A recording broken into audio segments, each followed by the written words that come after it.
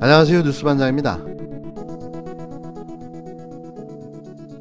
추미애 전 법무부 장관이 아들과 관련해 부정청탁을 하거나 국회 등에서 허위 진술했다고 고발당한 사건들이 검찰에서 모두 각하됐습니다. 요란스럽게 언론 플레이하며 추 전 장관 일가족과 주변을 털어대고 표적수사, 공작수사로 추 전 장관의 법무부 장관 임명 방해, 또 임명 후 사퇴를 압박하는 무기로 사용했던 의혹들이 모두 사실이 아닌 것으로 확인됐는데요. 그것도 기소조차 못하고 검찰 내부에서 각하된 겁니다. 검찰의 이 후한무치하고 뻔뻔스러운 작태는 최소한 부끄러워하며 사과를 해야 하는데요. 이렇게 대충대충 뭉개고 또 넘어가는 거죠. 이런 뉴스가 겨우 찾아야 볼 수 있다는 게 기가 막힐 따름인데요.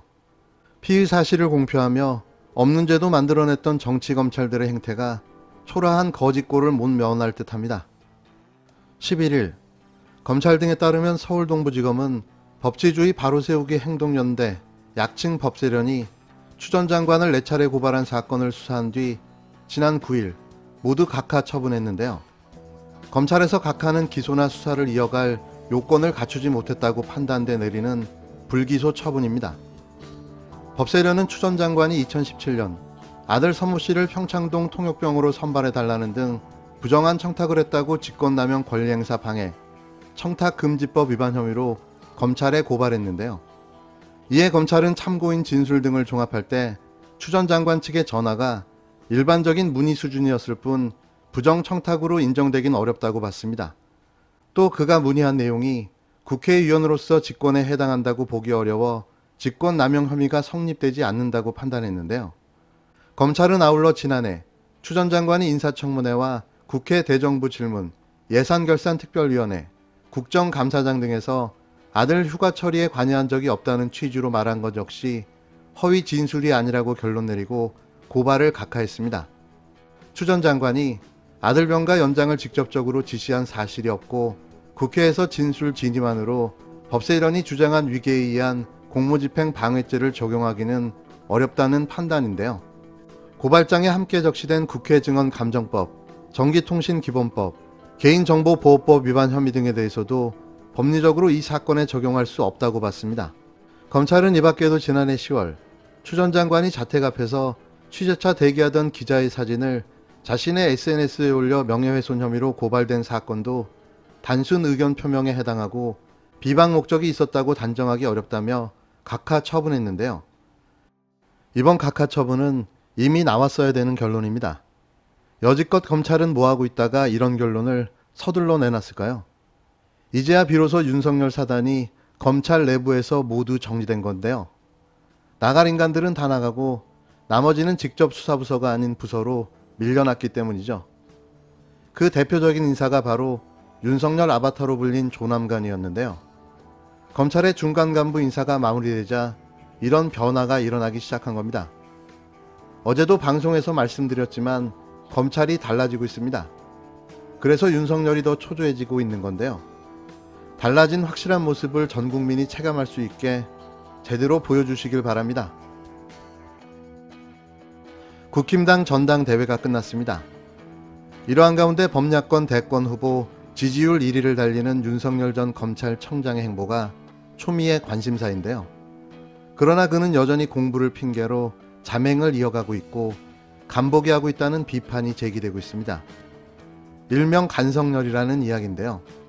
간철수에 이은 또 하나의 간보기 대선 주자가 탄생한 거죠. 최근 윤석열 청장은 지난 9일 우당선생 기념관 개관식에 참여했는데요. 지난 4.7 보궐선거 사전투표로 카메라 앞에 선 이후 두 번째였습니다. 이 자리에 큰 기대가 쏠린 이유는 윤 전 청장이 좀처럼 공개 행보를 보이지 않았기 때문인데요. 그동안 윤 전 청장은 측근이나 야당 국회의원과 꾸준히 접촉한 것으로 파악됐습니다. 그러나 언론이나 대중과의 직접적 소통을 피해왔는데요. 이는 리스크가 큰 직접 노출을 피하면서 하고 싶은 메시지를 우회적으로 전달하기 위함으로 풀이됩니다. 소위 말하는 측근발 메시지 정치를 하고 있던 거죠. 이건 일방통행식 정치 행위인데요. 그만큼 자신이 없다는 반증이며 또 털어서 나올 게 많다는 이야기며 말을 할수록 자신도 손해라는 사실을 너무나도 잘 알고 있는 행보인 거죠. 윤 전 청장의 특이한 소통 방식은 우당선생 기념관 개관식에서도 확인할 수 있었습니다. 그는 민감한 질문에는 묵비권을 행사했는데요. 특히 장모가 누구한테 10원 한 장짜리 피해준 적이 없다는 입장은 변화가 없느냐는 질문에도 전혀 대답하지 않았습니다. 다만 우당과 그 가족의 삶은 엄혹한 망국의 상황에서 노블레스 오블리주를 상징한다. 한 나라가 어떤 인물을 배출하느냐와 함께 어떤 인물을 기억하느냐에 의해 그 존재가 드러난다며 미리 외워둔 앞뒤가 맞지 않는 말을 횡설수설 해댔습니다. 본인이 대통령 하겠다는 거 아닙니까? 입이 없는 것도 아닌데 한국말 모르는 것도 아니고 국가 경영을 하겠다고 했으면 이제 몇 달 지났잖아요. 본인 육성으로 메시지를 내야 하는 겁니다. 어디 스타트업 가서 두 사람 만나서 사진 찍고 어디 무슨 반도체 가서 물어보고 강원도 가서 식당 사진 찍고 이거 동네 한 바퀴 아닙니까? 셀카 정치 아니에요. 언제까지 이렇게 할 거예요, 시시하게. 정치권에서는 소통 방식에 문제가 있다고 지적하고 있는데요. 특히 안철수 국민의당 대표의 과거 행적을 돌아보며 타산지석을 삼아야 한다고 조언 아닌 조언을 하고 있는 거죠. 안 대표는 과거 정치권에서 새정치 바람을 불러일으켰던 주인공인데요. 그러나 결정적인 순간마다 머뭇거리는 모습을 보여왔습니다. 결국 이후 그는 상황을 따지며 눈치를 본다는 비판 속에 간철수라는 별명을 얻었는데요. 귀국 후 대권을 꿈꿔왔던 반기문 전 유엔 사무총장 역시 비슷한 논란에 시달렸습니다. 이런 실패한 대권 주자의 모습을 그대로 답습하고 있는 건데요. 그래서 그의 실패가 눈에 보이는 거죠. 정청래 더불어민주당 의원은 지난 4일 반 전 총장은 만원짜리 2장으로 훅 갔는데 윤 전 청장은 10원짜리 1장으로 훅 갈 태세라고 간보기의 달인 간성녀를 향해 직격탄을 날렸는데요. 김성애 열린민주당 대변인 역시 지난 10일 YTN 라디오 이동영의 뉴스 정면 승부에 나와 10원짜리 1장 발언의 경우에도 옮겨서 한 다음에 나중에 문제가 됐다. 이후 손에 끼친 적이 없다라고 한 발 물러서는 것들이 오히려 논란을 키우고 있다고 비판했습니다. 또 다른 전직 국회의원 역시 마찬가지였는데요. 그는 측근을 통해 자기 생각을 밝힌 뒤 오해가 생겼다고 나중에 잘 모른다고 밝히는 것은 공정하지 않다고 비판했습니다. 자기 입으로 자기 생각을 똑바로 말하지 못하고 전달하지 못하는 사람이 대한민국 차기 대통령감으로 마땅한 일일까요? 우선 말하는 법을 먼저 배우시기 바랍니다. 말끝마다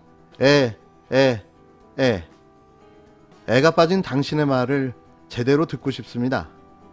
총장님, 그 국민의힘 입당도 검토 중이신 걸로 계속 전해지고 있는데요. 입당은 좀 언제쯤에 하실 계획이신가요? 거기에 대해서는 제가 아직 오늘 처음으로 이렇게 제가 나타났는데 이제 제가 걸어가는 길을 보시면은 차차 아시게 되지 않겠나 싶습니다. 그럼 본격적인 정치 행보는 언제쯤에 하실 계획이신가요? 그것도 제가 우리 국민 여러분들의 또 기대 내지는 또 염려 이런 거 제가 다 경청하고 다 알고 있습니다. 여러분이 좀 지켜봐 주시기를 부탁드리겠습니다. 권도전 관련해서 직접 장모가 10원 한 장 피해 준 적 없다 말씀하신 건 어떻게 입장이 그대로입니까? 오늘 행보 사실상 대권 행보라고 봐도